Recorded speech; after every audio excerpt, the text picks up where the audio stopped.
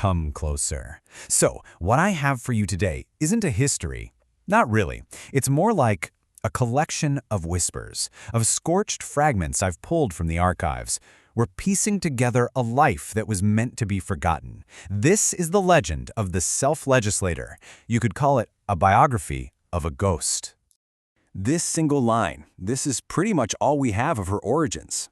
It speaks of a power that wasn't learned, but inherited. A fire not of her own making, but one she was tasked to control, stemming from what the fragments call a Wiccan bloodline. This detail, this tiny spark, it's the key to understanding everything that came after. You see, they tried to erase her. Most of the records of her existence are just ash, lost to time, or maybe, just maybe, lost by intention. What we're left with is a ghost story, a puzzle. It's the tale of a seeker who looked upon a world of perfect peace and chose instead to walk right into a storm. Her story really begins not with an action, but with a refusal, a monumental turning away from a world defined by quiet and perfection. This is what the records call her exodus from stasis.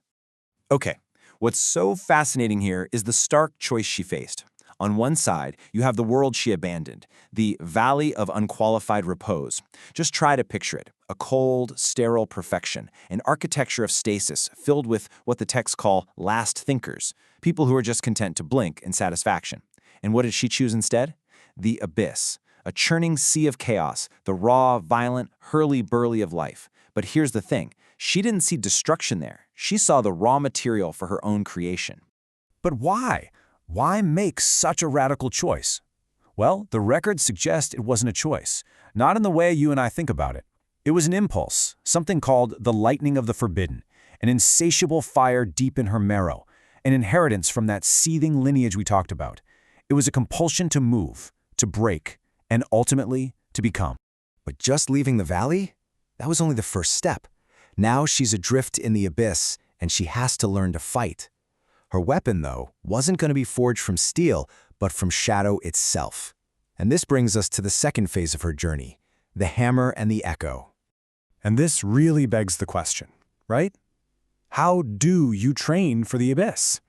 When your entire history is one of quiet rest, how on earth do you build the strength to withstand pure chaos? She couldn't find a teacher, so she embraced an enemy. This right here is probably the most crucial concept in her entire legend, the spirit of negation.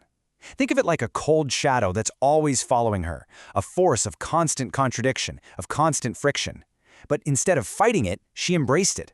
She figured out that this constant pressure was exactly what she needed to keep her own energies from lying fallow, to keep from ever settling back into that old stasis. And this just brilliantly illustrates the shift. This spirit, this shadow, was no longer some distant, mocking force. No, she conscripted it. It became her personal trainer, honing her will against its constant resistance. It became her hammer, an instrument she could actually wield to shatter not just rocks, but ideas, comfortable truths. And what was the very first comfortable truth she shattered? Her own past. Her first true act of creation was actually an act of destruction. With this hammer of negation, she struck a blow against her own history of quiet, making absolutely sure she could never ever go back. And this leaves us with this really haunting question, one that I pulled directly from a surviving fragment. Now that she's shattered her own peace, her gaze turns outward. So which pious cow of contentment will be the next to fall? Now you might think the greatest danger in a churning abyss would be monsters or madness, but the fragments tell us something completely different. The greatest threat was far more subtle, and, believe it or not, far more beautiful. This brings us to what the texts call the siren of the fair moment. It seems the terror of the abyss was actually manageable. The real danger, the real poison, were the moments of deceptive peace. You know, a beautiful sunset, a fleeting feeling of victory, a sense of accomplishment. Those were the real traps. This all leads to something the texts call the cosmic wager. It was the ultimate spiritual gamble she made with that spirit of negation. Her soul was forfeit.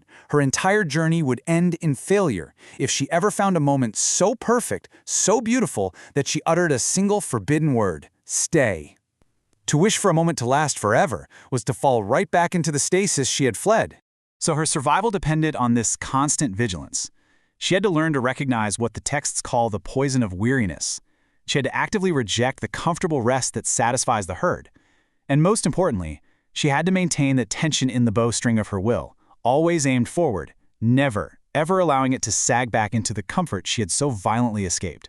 And this brings us to the final stage of her transformation that's revealed in these fragments. She is no longer just a survivor or a destroyer. She has become a creator. Welcome to the Forge. What's truly profound here is the massive philosophical leap she makes. She completely throws out the old laws of the world, that external moral binary of good versus evil. And in its place, she forges her own internal, existential binary, striving versus weariness. And that becomes the only judgment that matters. Are you moving forward or are you standing still? So this slide basically maps out her new creative process, the method she used for forging her own values. First, she shatters the comfortable truths of the old world. Second, she wields that hammer of contradiction to clear the ground. Third, she begins to build her own principles upon those ruins.